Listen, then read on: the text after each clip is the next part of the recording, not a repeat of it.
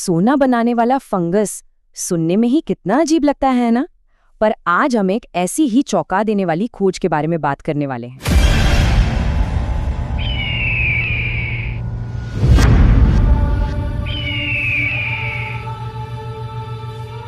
नमस्ते दोस्तों, जरा सोचिए, क्या कोई यकीन करेगा अगर मैं कहूं कि एक छोटा सा फंगस, जी हाँ, एक फंगस सच में सोना बना सकता है। सुनने में तो ये किसी साइंस फिक्शन मूवी जैसा लगता है, लेकिन इसके पीछे का जो सच है ना, वो और भी ज्यादा शॉकिंग है। तो ये कहानी हमें ले चलती है पश्चिमी ऑस्ट्रेलिया के बिल्कुल बंजर और दूर दराज इलाकों में, एक ऐसी जगह जहां वैज्ञानिकों के हाथ कुछ ऐसा लगा, एक ऐसी रहस्यमयी खोज हुई जिसने सच में सबको चौंका कर रख दिया। और इस पूरे रहस्य का हीरो कौन है पता है? एक बिल्कुल साधारण सा दिखने वाला फंगस।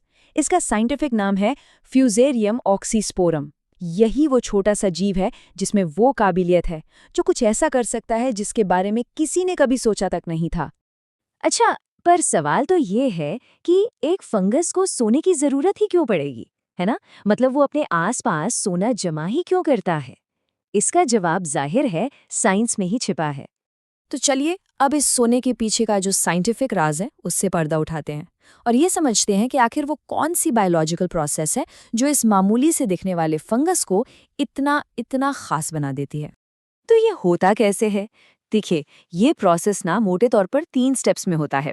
सबसे पहले ये फंगस क्या करता है कि अपने आसपास जो भी सोना घुली हुई हालत में है, मतलब गोल्ड आयंस, उन्हें सोख लेता है। फिर दूसरा स्टेप, एक केमिकल रिएक्शन शुरू होता है और ये फंगस उन आयंस को सॉलिड सोने में बदल देता है। और आखिर में क्या होता है? शुद्ध सोने के नन्हे नन्हे क्रिस्टल्स इस फंगस की सतह पर आकर चिपक जाते हैं, जमा हो जाते हैं। मतलब कमाल है, ये वाकई में नेचर का एक अजूबा ही है। और जानते हैं, इस पूरी प्रोसेस को एक बड़ा ही कूल सा नाम दिया गया है, बायोमाइनिंग। इसका सीधा सा मतलब है जीवित जीवों यानी कि हमारे इस फंगस का इस्तेमाल करके अयस्क यानी ओर या फिर कचरे से कीमती मेटल्स को बाहर निकालना। और ये आने वाले कल की माइनिंग टेक्नोलॉजी हो सकती है। तो ये बायोमाइनिंग सिर्फ एक मजेदार साइंटिफिक फैक्ट नहीं है, नहीं, ये हमारी धरती के लिए एक पूरी क्रांति, एक रेवोल्यूशन साबित हो सकती है। चलिए देखते हैं कि कैसे ये हमारे प्लैनेट के लिए सब कुछ बदल कर रख सकती है। यहाँ पर ट्रेडिशनल माइनिंग और बायोमाइनिंग में जो जमीन आसमान का फर्क है वो साफ दिखता है। एक तरफ है पारंपरिक माइनिंग जिसमें खतरनाक केमिकल्स का इस्तेमाल होता है और हमारे एनवायरनमेंट को बहुत ज्यादा नुकसान पहुंचता है। दूसरी तरफ है बायोमाइनिंग जो पूरी तरह से इको फ्रेंडली और नेचुरल प्रोसेस है। ये मजदूरों के लिए भी कहीं ज्यादा सेफ है और सबसे बड़ी बात, ये ऐसी मिट्टी से भी सोना निकाल सकती है जहां सोने की मात्रा बहुत ही कम हो, जो कि ट्रेडिशनल तरीकों से मुमकिन ही नहीं था। तो कुल मिलाकर फंगल बायोमाइनिंग के फायदे एकदम साफ हैं। ये सस्टेनेबल है, इको फ्रेंडली है, सेफ है और तो और शायद ज्यादा इकोनॉमिकल भी।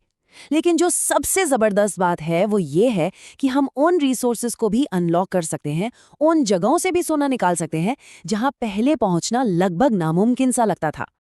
लेकिन रुकिए, कहानी अभी खत्म नहीं हुई है, बल्कि इस कहानी का सबसे रोमांचक हिस्सा तो अब शुरू होता है। क्योंकि ये जो टेक्नोलॉजी है ना, ये सिर्फ हमारी धरती तक ही सीमित नहीं रहने वाली, ये हमें सीधा स्पेस के फ्यूचर में ले जाती है। वीडियो पसंद आए तो लाइक करें और ऐसे ही जबरदस्त वीडियोस के लिए चैनल को सब्सक्राइब करके जरा कल्पना करके देखिए, एक ऐसा भविष्य जहां हम सिर्फ धरती के रिसोर्सेज पर डिपेंडेंट नहीं हैं।